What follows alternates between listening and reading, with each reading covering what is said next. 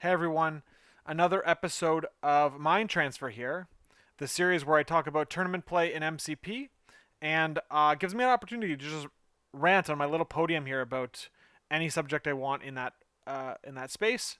So today I'm talking about perfect play.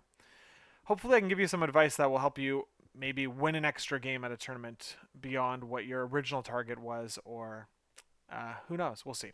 So basically, what do I mean by this subject, a perfect play? I basically am trying to say that you want to play the best you can, finding your outs, deploying the right way, all these different things that come into the game. There's so many different topics to cover in this area of playing perfectly.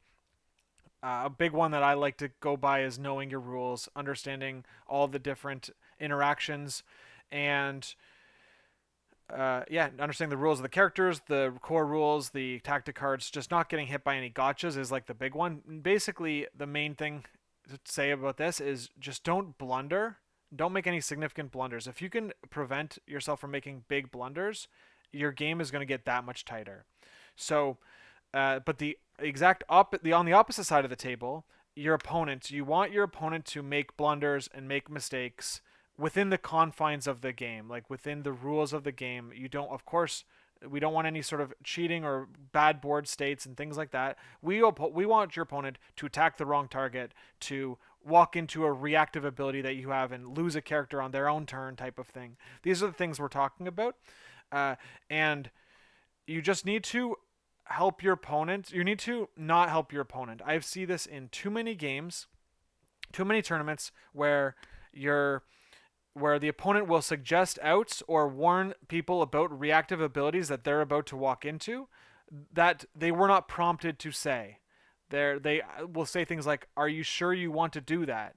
I don't like. I'm not a fan of that.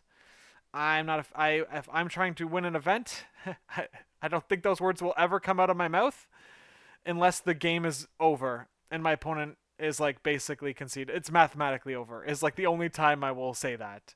Uh, like frickin' cover is optional. Healing factor optional. Dice mods, pretty much for the most part, I think are optional. Um, there's lots of things like that you just do not want to tell your opponent that they can do because they're optional and they will help them win. I would not want to teach my opponent how to beat me and then have them do that in the middle of a tournament. I've probably put in a lot of time leading up to the event to do well. So to get there and then give a little bit of a teaching lesson on how to play the game and then have them beat me is like feels bad. I mean, for me, I don't know. Like I'm sure my opponent would love that. So do not help your opponent. If they play a card or if they do something that fizzles and has no effect, well, hopefully they don't do that again. But you have to take advantage of it and you have to punish those mistakes.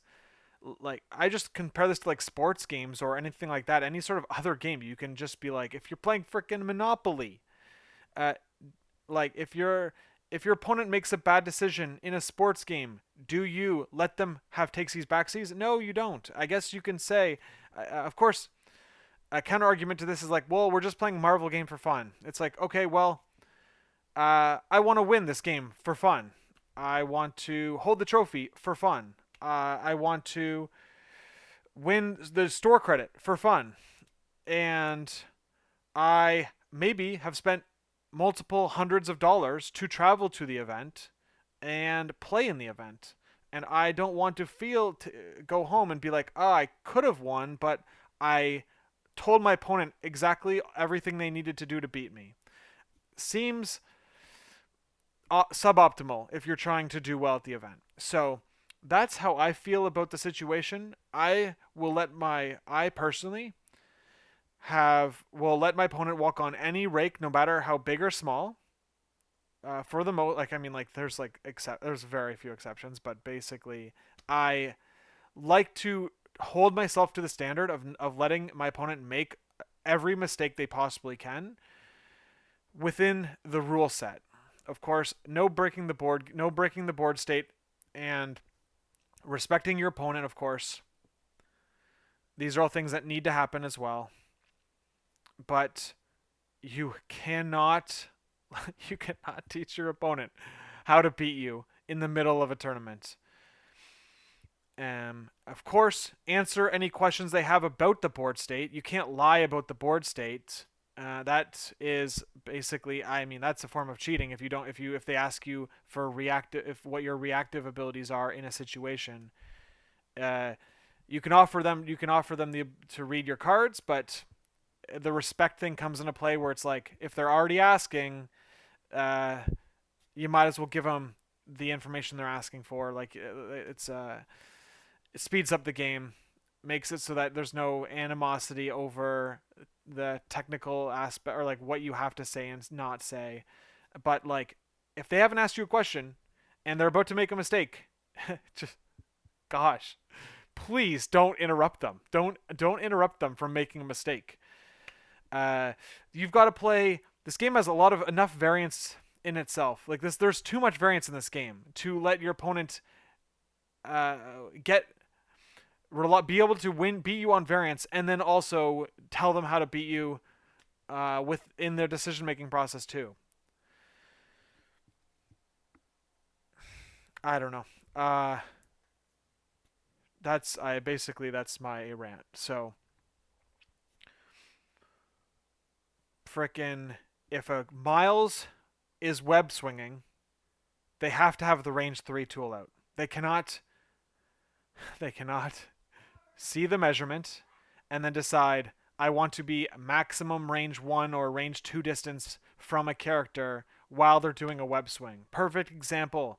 You cannot let your opponents play perfectly and place their character exactly where they want to if that breaks the fundamental rules of the game. All right, that's all I have to say on that one. I'll be back in a week with another one, maybe. We'll see. Send me ideas if you have a topic that you want me to go over. All right, guys. See you in the next one.